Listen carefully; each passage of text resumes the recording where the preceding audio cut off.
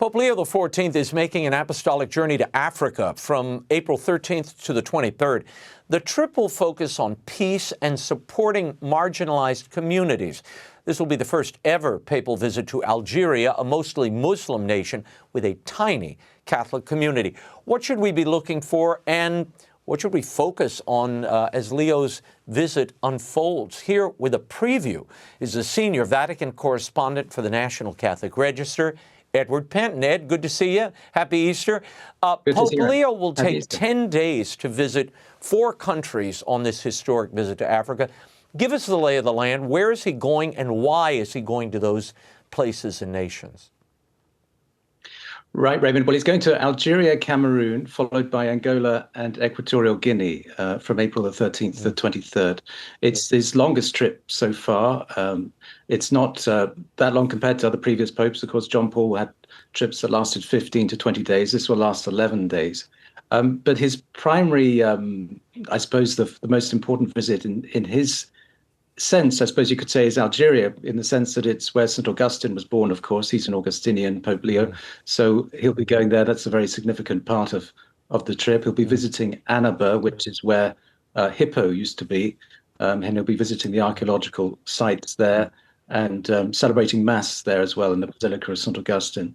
But the primary purpose of the trip, as you said, is really to highlight peace, justice, and development in these countries, and also Catholic-Muslim dialogue, while meeting, obviously, the political and church leaders across the 4 countries, as he always does, as the popes always do in these trips, and also the laity and religious as well.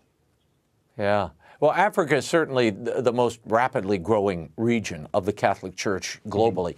But I mean, by some projections, more Catholics will live in sub-Saharan Africa by 2100 than exist in the entire world today. Ed, what signal is Pope Leo sending, do you think, about where he sees the future of the Church through this visit? Yes, well, it's interesting. Matteo Bruni said today, the Vatican spokesman, that the trip, the focus on Africa is really because it's sometimes forgotten. The continent's often forgotten at a time when reaching out to this continent and listening to its concerns can be of great value, he said.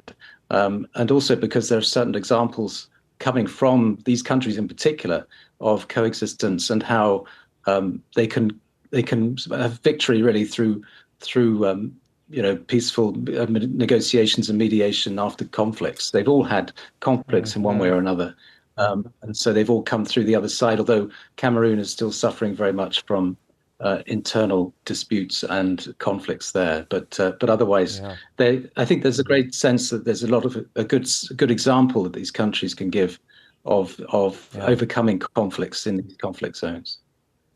Well, we've seen African bishops emerge over the last few years as some of the most doctrinally traditional voices in the Church, particularly on issues like marriage and family and sexuality and the limits of inculturation. The African Bishops' Conference recently issued a document firmly rejecting polygamy as incompatible with sacramental marriage. Ed, what is the dynamic between Leo and the African hierarchy? And is he going there to affirm them and their theological traditionalism in some ways? That's quite possible, Raymond. There wasn't much talk about that from Matteo Bruni today in the press conference, but he did stress that family, the importance of family, will certainly be a key issue that Pope Leo will raise. But yes, certainly the African continent, the Church in Africa is very much conservative in terms of moral teaching, and so that is likely to be something that will be at the forefront of what's discussed. He's going to give many discourses during this trip, and celebrate 8 masses. So there'll be plenty of opportunity for him in homilies and messages to get those points across. Ed, China has deep economic influences across Africa. I mean, there's ongoing violent conflicts in several nations. The Pope has already been extraordinarily vocal about what he calls wars of aggression and the globalization of indifference. How much of this trip do you think is pastoral, and how much will carry diplomatic and geopolitical weight? I think, like most of these trips, Raymond, it'll be half and half. It'll be very much pastoral, but also there'll be issues raised about politics, especially to do with corruption, of course, as well, because that's a big issue in some of these countries. But also one aspect we haven't talked about yet is the interfaith dialogue, which is also key to these Yeah. countries, particularly Algeria, and the Christian-Muslim relations. It's interesting that although it's the 30th anniversary this year of the martyrdoms of the 7 Trappists in Algeria, who were martyred there by Islamists, he won't actually be visiting the monastery there, which has caused some discussion. Apparently, that the Holy See hasn't even inquired about that. There was a question at the press conference today whether the Algerian government had blocked the Holy See from making a trip to the monastery, but Matteo Bruni wouldn't answer that question.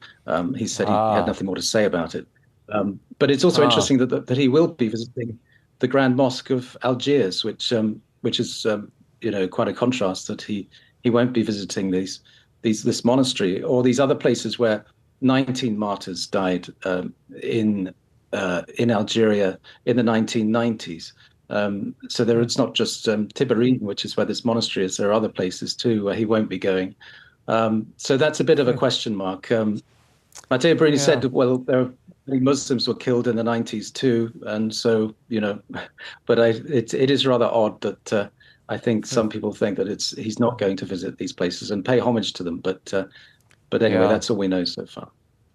Ed, what are the 2 or 3 moments that you will be most closely watching as this journey unfolds? And what events, in your estimation, will be the most revealing about the direction of Leo's pontificate?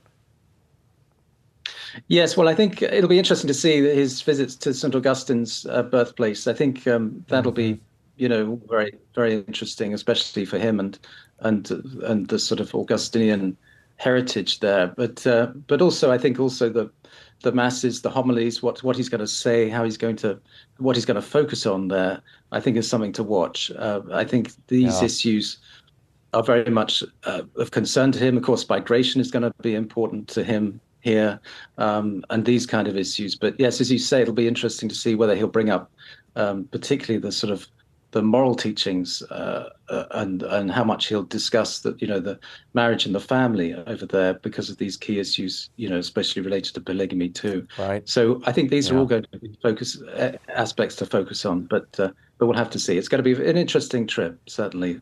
Before we run out of time, I can't believe we're only a few weeks away from the first anniversary of Leo's election. We were there during that conclave that elected Pope Leo. He has chosen not to come to the United States, which is significant since it is America's 250th anniversary this year. He's going to Africa instead as his first international journey.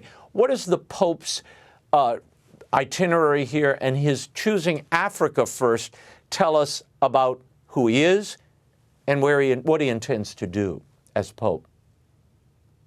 Well, I think it goes back to what you were saying earlier, that it is the fastest growing continent, fastest growing area in the world for the church. So I think that's the key part for him, that it's the most growing, it's the most vibrant Catholic continent, if you like.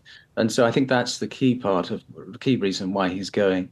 But yes, it is interesting that he's not chosen to go to the United States, at least not yet. But he is choosing Africa. Pope Francis too, and previous popes seem to have a great love for Africa and the fact that the faith is so alive there. So I think that is a key reason for why he's going. Well, Edward, we will leave it there, and we'll continue to follow your excellent reporting.